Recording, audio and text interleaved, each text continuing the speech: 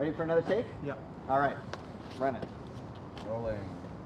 Scene 3, Alpha pickup, take 3. Sound rolling?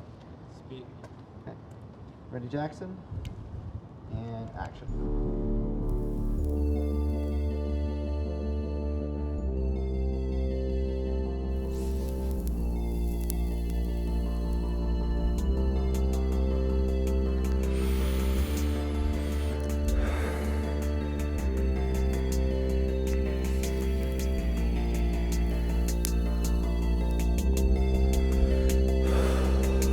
And cut. Audiophile is an idea that I've had percolating for a while of criminals who make their living recording and selling Foley sound effects of screams and gore. I decided to write a feature script and I thought it was pretty cool, so I plucked a scene out of it to film as a short film proof of concept, and it happens right around the end of Act 1 of the feature, so it sets the events in motion, and I'm hoping that people will see this film and say, wow, I really want to see what happens next, and it'll help us get some momentum going to try and make the feature happen. This scene is a bit of an extensive one. There's a lot to it, which is why it works well as a short film. She is kidnapped and trapped in the back of a truck that is also a recording studio. You make the mental connection, you're being recorded, you stop your screaming, and then you turn away from the light. It's very out of character for the things I've normally done. I do musical theater, I'm very bubbly on stage, so now I have to be more determined, more focused, very action based. Angry, pissed off, let it fly. Did somebody get hit? No, Okay, go again. So we have the vigilante, and then we have the rogue audiophile technicians. I'm playing Jiro. And I'm playing Cyclone, the psychotic newbie to the company. I'm a very energetic and arguably psychotic person myself. So being able to bring that into a character is just so much fun. Jiro is like a conflicted guy in that dark line of business. He doesn't really enjoy it, but he's good at it. There's been a lot of tumbling and crashing. I had a lot of crash mats, falling backwards, throwing myself into the van. There was a lot of stunt driving. People falling and punches and microphones flying all over the place. Any moment there's a little bit of chaos going on. A lot of the stuff that I've shot before was mainly dialogue focused, but this is my first time doing action. That was on purpose to do something outside of my comfort zone, do something that scares me, because I knew it would help me grow. Even if I don't land it the first time, it would be a good learning opportunity. In terms of set design, we're actually building a whole freaking set in my dad's backyard. Kevin headed that whole process up actually and did an amazing job. The biggest challenge of building a Red Room was doing it in February. Definitely having to manage some snow. Good, cut. That's good, everybody. One thing that made it a lot of fun was the people we were with and just being able to assemble something. There's a lot of tiles here. How did you get that There's a lot done? of tiles. We kind of figured out a little grid, how many we need. 8 that way. Slap them all on. Can we maybe get a little bit more blood? Yeah. Good. We cut holes in the walls and ceiling behind our sound panels to stick the camera through, which we wouldn't have been able to do with a real truck. We had a fake microphone on a stick being piloted by Jasper up above the structure to swing the microphone left and right. And we had our actress sitting on the custom rig that we made using ropes and wheels to pull her left and right across the set to simulate the movement of the truck, sliding her back and forth. 3, 2, 1, hard right. 3, 2, 1, and done. It's just so cool to see all these weird ideas just finally come to life. Does your shoulder hurt with all the crashing? No, it's pretty Soft. safe, yeah. It's all fake anyway, so we're good. Yeah. Most of our shoots are night shoots, so we've made a big effort to provide as much food as possible, bringing in lots of hand warmers and propane heaters to make sure that people don't get too cold. Some nice, really hearty, warm meals. I was going to say that. My favorite person is Andrew's mom and stepdad because the food is bomb, so dude. Good. If Subway catered us, we'd be fucked. She made coconut bacon today, and we had butter chicken, we had burritos. Cut to some B-roll. Oh, look at that B-roll. Oh, hell yeah. Next question. My favorite thing in craft, I would say coffee. The survival serum. The amazing hot meals that we get, because those are amazing every single day. Definitely the 2-bite brownies and the Welch's. Ask me later. I think Latham probably wants a break from this setup. Let's take a break. We're gonna go up top. We're gonna do our overhead shot. Okay. We have theme days. So yesterday we had crazy hair day. Today it's PJ day. So this is my pajama. It's one of the things that make the sets that much better because it's fun. You get to dress up and be comfortable. We're doing a lot of non-traditional coverage and interesting, cool angles, mounting a camera on a Ronin in the windshield of the truck in such a way that it makes it look like there's someone lying on the hood of the truck operating the camera, when really it's remote controlled by me actually sitting behind the actor in the passenger seat.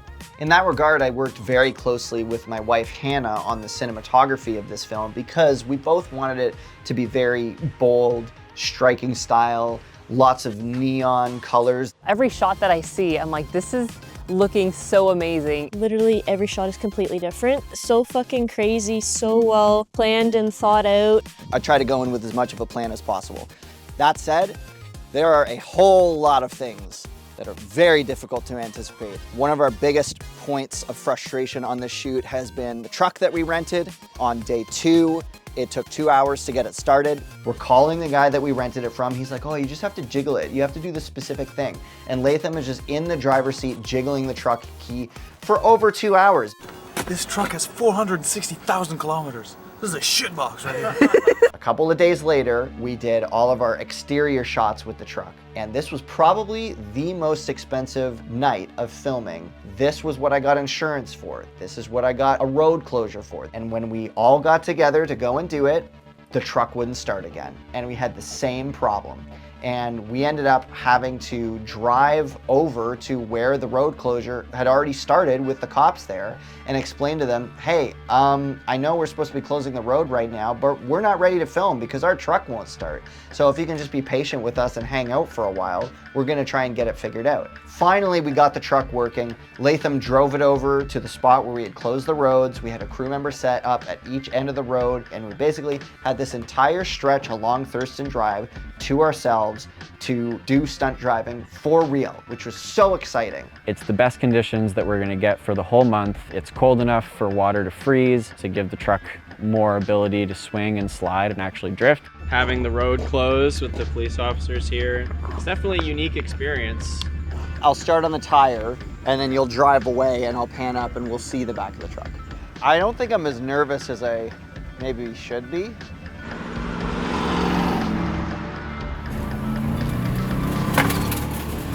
Wonder what that was. Whoa, brakes are out. Not happy. Engine overheated, idle engine. I'm gonna pop the hood just to help it cool down. That is the coolant boiling. So that's why we're giving the truck a break right now and using snow to our advantage. Nature's coolant. We started with some pretty light intensity driving.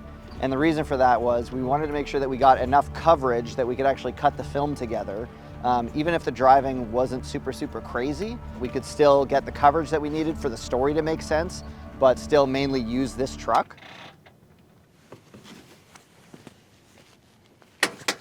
I figured out why it's overheating. The belt fully came off. What belt? The belt that was making all that noise. It moves the radiator fan, which is responsible for cooling the vehicle, and among other things, it builds brake fluid pressure so that your brakes are responsive and work the way they're supposed to. We're done. Okay. We did not get what we wanted. We did not get what we needed. We couldn't get a backup truck on short notice. Not much we could do about it at that point. I personally had to work really hard in that moment when the truck died and wasted most of that night of shooting to just make everybody feel calm and valued and tell everybody like, hey, I'm still glad you guys are here. I'm having a fun night. Because ultimately, these are pretty good problems to have. When my problems are that I can't shoot everything for my short film that I want in a day, it's important to have that perspective. You know, you just go to sleep and you try again next time. If the insurance will allow it. It's been a good experience working with Andrew and Hannah. I just love the organization and the dedication to this short film. I feel like they put a lot of effort into it. Everyone is really good to work with. Everybody here is just so passionate. They're all on the ball and you're still able to have a conversation with them. They're super friendly, down-to-earth people. They might notice, but that's part of the fun of watching movies, noticing stuff like that.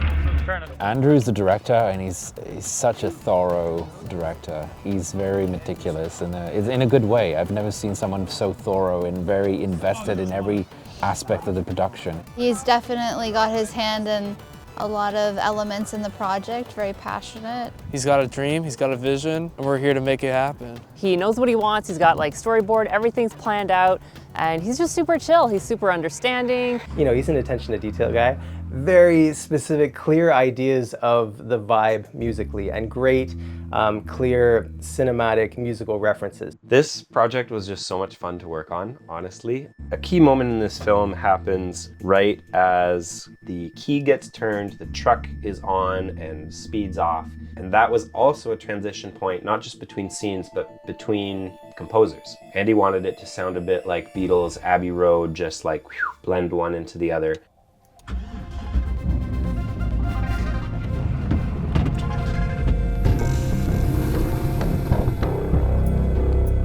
That collaboration and that learning experience was really one of the coolest parts for me. As you may know, I'm a drummer and I love finding opportunities to use other instruments as if they were drums. I tuned this guitar to basically a C power chord, but there's a E flat at the top just to give it a bit of a sinister flavor. It becomes a C minor chord.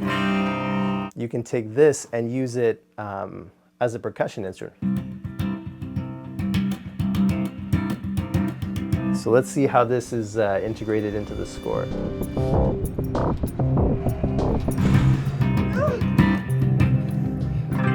The short film is amazing, and I just want people to see just how much work and love is being put into this. It's an example of what our arts, you know, our industry can do. There's a lot more to this story to explore in this world, where you have a company that harms and kidnaps people just for providing audio to others. Like, it's such a simple yet horrible concept. It's just so cleverly crafted, and clearly Andy knows this genre so well, and this is just a beautiful ode to the thriller. Such a blast working on this. Even though it took a long time, I kind of didn't want it to end. It was just such a thrill to be part of it. Overall, despite the late nights, despite the crazy different shots, we've all just come together, stayed on the same page, and just gotten shit done, and I'm just grateful to be a part of it. Being able to work with Jackson, being able to work with everyone here today really is so much fun, and it's a gift for me. Appreciate working with you, man, really, for real. I'm so proud of all the effort that we've put forth. None of this could have been done without each one of those people bringing their all and bringing something specific and special to the production. And you wouldn't be able to see any of it if it wasn't for our awesome behind-the-scenes shooters. So Yahya and Tom did an amazing job capturing footage that I'm happy to have, even just for myself, for the memories, in addition to being able to cobble it together into our story. So thank you, sincerely thank you to the cast and crew for helping make this production what it was, and for helping bring it to life and making it an unforgettable experience.